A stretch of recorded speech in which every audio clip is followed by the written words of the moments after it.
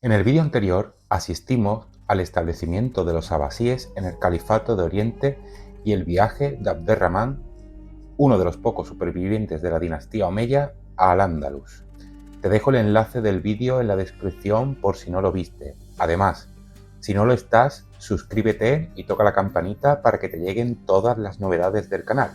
Y ahora sí, bienvenidos amantes de la Edad Media, vamos a completar el viaje del halcón de Quraysh y el establecimiento de su gobierno en la península ibérica.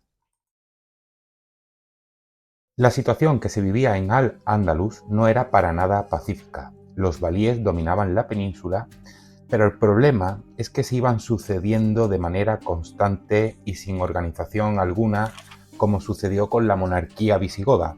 Esto nos explica por qué el territorio seguía dividido en tales circunscripciones. A esta situación se le debe de añadir las diferencias étnicas y en lo que respecta a la interpretación religiosa islámica. Por un lado, los sunitas eran los musulmanes heterodoxos, es decir, la doctrina islámica debía ser llevada a rajatabla. Tales intereses chocaban con los de los chiitas, donde se englobaban los fatimíes, que se consideraban descendientes de Alí y Fátima, el yerno y la hija del profeta. Por otro lado, no eran partidarios de la Suna, es decir, junto con el Corán, una de las fuentes que asientan los cimientos de la religión musulmana. También encontramos a los jariyitas, opuesto a las posiciones anteriores, y partidarios de que cualquiera que fuese creyente podría ser elegido caudillo. Pero tales diferencias no acaban aquí. Ante las mismas encontramos también a los cristianos convertidos al Islam, llamados muladíes. También estaban los cristianos que mantuvieron sus creencias, denominados mozárabes, y por último los bereberes, baladíes o sirios, junto con los judíos. La situación era ya de por sí bastante complicada, a lo que se le sumó la muerte del gobernador general Balj. Le sucedió Yusuf al-Firri, el cual se situó al frente de las tropas musulmanas. Quizá la subida al poder de Yusuf fuera uno de los factores que favorecieran a Abderramán. El anterior gobernador era sirio, lo que fomentó que los seguidores de este vieran en el Omeya una mejor opción para preservar sus intereses. Los yemeníes y los bereberes también se agruparon bajo el mando de Abderramán. Yusuf intentó atraerse a Abderramán ofreciéndole una hija para fomentar alianzas, pero el Omeya se negó. Su ejército iba en aumento y se proclamó emir el 8 de marzo del año 756 y entró en Sevilla.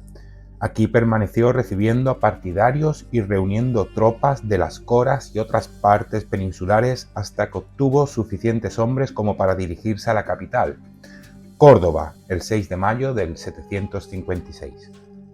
Hacemos un inciso para señalar una existente leyenda que gira en torno al carácter heterogéneo del ejército que fue capaz de reunir el superviviente Omeya. Antes de la batalla de Al-Musara, muy cerca de Córdoba, Abderramán fue consciente de la poca organización que se percibía en sus filas. También recayó en que no tenían ni estandarte. Y es cuando uno de los generales, Abu Sablá, se le acercó, deshizo su turbante y lo ató a una pica. El turbante era blanco, el emblema de los omeyas volvía a ondear tiempo después de la masacre. Ese turbante ondearía durante el gobierno de los siguientes emires como Hisham I, Al-Hakam I y Abderramán II, que lo conservarían como una reliquia. La batalla de Al-Musara, celebrada el 14 de mayo del año 756, terminó con la victoria de Abderramán sobre Yusuf y los Qasis. Yusuf se refugiaría en Toledo, donde intentaría recomponer su ejército. Pero Abderramán, tras la victoria sobre Córdoba, se preocupó más que por el saqueo, porque la ciudad lo reconociese como legítimo gobernante. Y así sucedió, los habitantes de Córdoba lo reconocieron como emir y tomó la posesión del Dar al-Imar, o sea, la casa del mando. La proclamación como emir de Abderramán tiene una lectura militar, pues fue desde este ámbito el que propició su nombramiento. El omeya procedió a organizar el territorio. Hasta su llegada, la organización no existía. Las ciudades estaban acantonadas, los campos arrasados como consecuencia de las sucesivas luchas entre los distintos gobernadores. La hambruna y las migraciones de población de una parte a otra de la península eran una constante. Era necesario reorganizar el territorio y, como tal, procedió a tal labor creando las coras. También creó las tres marcas en las que se dividiría el territorio durante el emirato. La marca inferior, que agrupaba la Ruta de la Plata, Mérida, Coria, León y Lugo. La marca media, con Toledo, Guadalajara, Medinaceli, Soria y Pamplona. Y la marca superior, Tudela, Zaragoza, Huesca, Barbastro y Gerona. El emir pondría al frente a gobernadores fieles a su persona por medio de una serie de concesiones territoriales. La distribución del territorio se convertiría en un pilar fundamental para alcanzar una cierta estabilidad. Las marcas fronterizas, denominadas ZARC en Asturias, Galicia y el norte de Portugal, fueron unas zonas con una cierta autonomía, aunque la presencia militar en tales enclaves era constante. De cualquier forma, no parecían a priori un problema para la instauración del nuevo régimen. La población peninsular se estimó en varios millones de habitantes, los cuales unos 100.000 eran árabes y bereberes. La mayoría recaía en población autóctona que habían sido convertidos al Islam. Y por último, se encontraban los mozárabes, que componían una minoría. En la materia económica se siguió con el latifundio visigodo, con plantaciones de cereal, olivo y vid. Una vez planteada la organización territorial, se precisaba consolidar el Estado. Para ello, Abderramán consideró como indispensable crear una red de partidarios omeyas a los que beneficiaría, pero así se aseguraría el apoyo a su régimen. La peor parte se la llevarían los cristianos, a los que se les confiscaron sus bienes. Será líder de la UMA y cobrará el diezmo de la producción agrícola como soberano. En materia religiosa fue bastante prudente al no asumir la suprema autoridad religiosa en su persona. Y según los expertos, fue una decisión bastante acertada por parte del omeya al proclamarse como emir y no como califa, que es lo que conllevaría asumir también el liderazgo religioso. Otra medida que tomó el omeya fue la de organizar un potente ejército profesional con la idea de acabar con el caudillismo militar y obtener así cierta independencia.